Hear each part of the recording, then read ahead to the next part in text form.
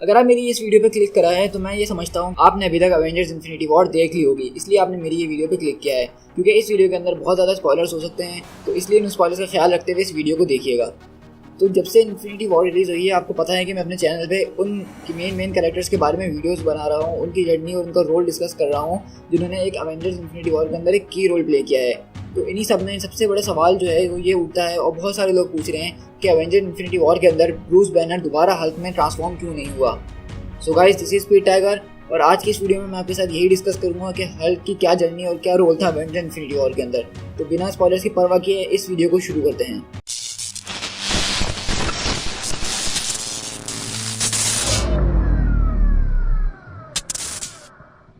अगर हम बात करें अवेंजर इन्फिनिटी वॉर की स्टार्टिंग की, जो कि हमें पता है कि उसका जो स्टार्ट होता है थॉर रैग्नारोक के एंड के साथ, और वहीं पे हम देखते हैं कि जब लोकी डेसरेट क्यूब थेनोस को दे रहा होता है, वो साथ में ये भी बोलता है कि पहली बात मैं एसगार्ड से नहीं हूँ, और दूसरी बात कि हमारे पास हल्क है। और ये जो लाइन है वी हैव हल्क वाली, ये डायरेक्ट अवेंजर्स के पार्ट 1 यानी दी एवेंजर से ली गई है। जब लोकी टोनी स्टार्क से बोलता है कि मेरे पास आर्मी है, तो उसको टोनी स्टार्क उसके जवाब में बोलता है कि वी हैव हल्क। तो ये सेम बात अब जो है लोकी ने कही है थेनोस से, और इसी वक्त हम देखते हैं कि हल्क जो है बहुत ज़्यादा रेज में निकलते हुए आता है और थेनोस की खूब ज़बरदस्त तरीके से पिटाई करता है, उसको एक कॉर्नर में ले जाता है मारते मारते। तो उसी वक्त जो है कल ऑब्सीडियन थेनोस की मदद के लिए जा रहा होता है, लेकिन एबनी मॉस को रोकते हुए बोलता है कि उस बच्चे को खेलने दो, मज़े लेने दो।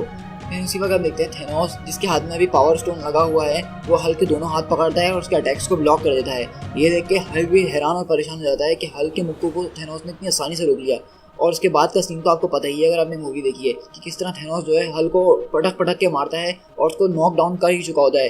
तभी जो है थॉर हेमडाल को एक इशारा करता है कि हल्क को यहाँ से निकाल दो। हेमडाल जो है अपना डार्क और ब्लैक मैजिक यूज़ करके जो है हल्क को बायफ्रॉस्ट के जरिए अर्थ पे भेज देता है। और उसके बाद हमें पता है कि हल्क जो है सीधा डॉक्टर स्ट्रेंज के सेंट्रम सेंचुरम में आके गिरता है और वो ब्रूस बैनर में ट्रांसफॉर्म हो जाता है, और वो एक तरह से वार्निंग देता है कि थेनोस आ रहा है, तैयार हो जाओ, थेनोस आ रहा है।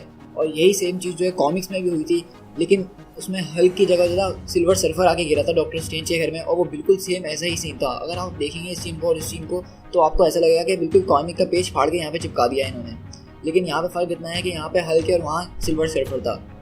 तो इसके बाद से हम देखते हैं कि ब्रूस बैनर जो है टोनी स्टार्क से मिलता है, क्योंकि डॉक्टर स्ट्रेंज टोनी स्टार्क को बुलाते हैं मदद के लिए। और फिर ब्रूस को पता चलता है कि एवेंजर्स का लड़ाई हो गई है, अब स्टीव रॉजर्स और आयरन मैन जो है एक साथ काम नहीं कर रहे हैं। कैप्टन अमेरिका एक बागी बन चुका है, वो दुनिया में गवर्नमेंट से भाग रहा है। तो हल्क बोलता है कि ये टाइम हमारे आपसी झगड़ों का नहीं है, क्योंकि थेनोस आ रहा है, मुझे पता है थेनोस कितना खराब है, वो हर प्लेनेट में जाकर खून खराबा करता है, मासूम लोगों को मार देता है, वो कुछ नहीं छोड़ेगा। और तो वो बोलता है कि तुम कैप्टन स्टीव रॉजर्स को फ़ोन करो। तो हम देखते हैं तभी टोनी स्टार्क जो है वो फ्लिप फ़ोन निकालता है, जो स्टीव रॉजर्स ने सिविल वॉर के एंड में टोनी को भेजा था कि अगर तुम्हें जब भी मेरी कभी जरूरत हो तो मैं तुम्हारे दोस्त की तरह तुम्हारी मदद के लिए आऊँगा। तो टोनी वही फ़ोन निकाल के कॉल मिलाने ही वाला होता है कि अचानक दिखता है कि सेंट्रम सेंचुरम जो है वो हिलना शुरू हो जाता है, यानी कि जैसे कोई अर्थक्वेक आ गया हो। तो टोनी और सारे लोग जब बाहर जाके देखते हैं तो पता चलता है कि वहाँ पे ब्लैक ऑर्डर के 2 मेंबर कल ऑब्सीडियन और एबनी मो आते हैं डॉक्टर स्ट्रेंज का टाइम स्टोन लेने। तो वहाँ पे जब कल ऑब्सीडियन वार करने के लिए आगे बढ़ रहा होता है, तो टोनी बोलता है बैनर को कि जल्दी से हल्क में बदलो और हमें बचाओ। तो वहाँ पे बैनर जो है पूरी कोशिश कर रहा होता है हल्क में बदलने की, और ज़ोर ज़ोर से वो चीख रहा होता है कि हल्क उसके अंदर से बाहर आ जाए, लेकिन हल्क बाहर नहीं आ रहा होता। तो ये देख के जो है आयरन मैन बोलता है कि तुम तो मुझे इन विजिट्स के सामने शर्मिंदा कर रहे हो, और वो जो है डॉक्टर स्ट्रेंज हल्क को एक पार्क में भेज देते हैं। फिर हम देखते हैं पार्क में भी ब्रूस बैनर जो है हल्क को बाहर लाने के लिए अपने मुंह पे चमाटे मार रहा होता है ताकि उसको गुस्सा है और हल्क बाहर आए, लेकिन हल्क जो है ब्रूस बैनर के अंदर ही होता है और वो चीखता है कि नो बहुत ज़ोर से। इसका मतलब ये है कि अब जो हल्क है वो खुद बाहर नहीं आना चाहता, मतलब वो नहीं चाहता कि वो हल्क दोबारा बने। तो ये देख के हमें थोड़ी हैरानी हो रही है, क्योंकि इससे पहले हम आज तक जितनी मूवीज़ देखते हैं उसमें ब्रूस बैनर ये चाहता था कि वो हल्क ना बने, लेकिन इस बार ये है कि ब्रूस बैनर चाहता है कि वो हल्क बने, क्योंकि उस वक्त उसको सबसे ज़्यादा उसकी ज़रूरत है, लेकिन अब हल्क बोल रहा है कि मैं बाहर नहीं आऊँगा। तो ये क्या बात हुई, सारे फैंस यहाँ पे शॉक्ड हो गए, और बहुत सारे लोग गुस्सा भी हैं कि यार ये क्या बात हुई, इस पूरी मूवी में हल्क ने दिखाया। और बात यहीं ख़त्म नहीं होती, क्योंकि हमने ट्रेलर में देखा था कि वकांडा वाली फाइट में कैप्टन अमेरिका के साथ ब्लैक पैंथर के साथ हल्क भी पीछे भागता हुआ आ रहा है, लेकिन इस पूरी मूवी के अंदर हमने ब्रूस बैनर को दोबारा हल्क के अंदर ट्रांसफॉर्म होते हुए नहीं देखा।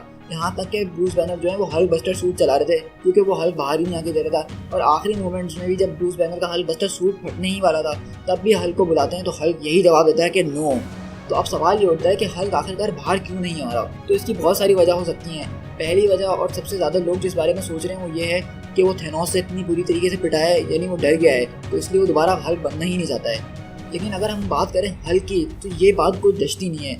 कि मतलब यार हल्क जो है ऐसा कैरेक्टर था जो बिना किसी सोचे समझे कहीं पे भी घुस जाता था और फोड़ के आ जाता था। आपने देखा ही था थॉर रैग्नारोक के अंदर कि सर्टर जैसे खतरनाक कैरेक्टर के सामने हल्क हिचकिचाया नहीं और सीधा जाके उसके मुंह पे वार कर दिया, और वो भी थॉर के बोलने पे वापसी आया, वरना हल्क जो है उसको दोबारा फोड़ने के लिए चले जाता।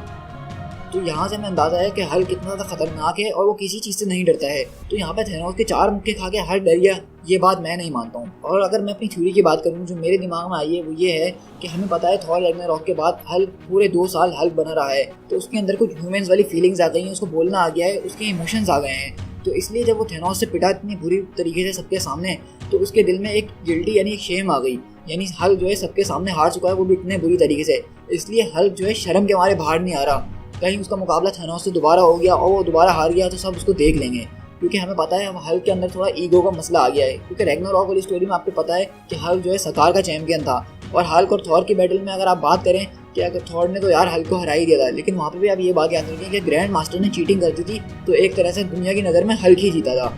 तो यहाँ पे हल्क जो है फर्स्ट टाइम किसी से हारा है, वो भी इतने बुरी तरीके से कि थैनोस ने तकरीबन उसको नॉकआउट कर दिया था। तो ये एक वजह हो सकती है कि ब्रूस बैनर जो है दोबारा हल्क में ट्रांसफॉर्म नहीं हुआ, क्योंकि हल्क अब दोबारा हल्क बनना ही नहीं चाहता है, वो शर्मिंदा है अपनी हार की वजह से। लेकिन खैर फिर भी मैं यही कहूँगा कि मुझे इस बात पे बहुत ज़्यादा हैरत हुई कि मार्वल ने इतने बड़े कैरेक्टर हल्क को इन्फिनिटी वॉर के अंदर कोई मेन रोल प्ले करने नहीं दिया, क्योंकि हल्क एक ऐसा कैरेक्टर है जो कि कॉमिक्स और पिछली मूवीज में भी अगर आप देख लें तो किसी चीज़ से नहीं डरता है भाई। उसको यानी उसके सामने कोई भी चीज़ आ जाए वो आश्रय नहीं करेगा कि मेरे सामने कौन खड़ा है, वो जाके बस घुस जाएगा उसके अंदर। और यही बात है जो हल्क को एक हल्क बनाती है।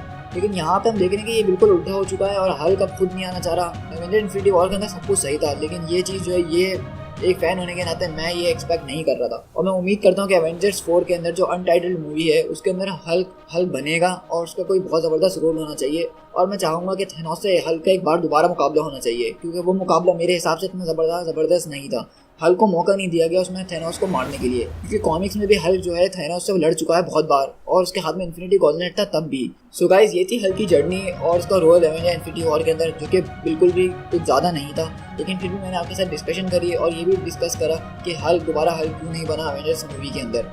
तो गाइस अगर आपको ये मेरी वीडियो पसंद आई है तो इस वीडियो को जल्दी से लाइक और मुझे कमेंट करके ज़रूर बताइएगा कि आपको ये थ्योरी सही लगती है कि हल्क इस वजह से हल्क नहीं बना क्योंकि वो अपनी हार पे शर्मिंदा था, या फिर अगर आपके दिमाग में कोई और फैन थ्योरी है तो प्लीज़ मुझे कमेंट में बताइएगा। तो गाइस मिलते हैं अपनी नेक्स्ट वीडियो में। Till then thank you so much.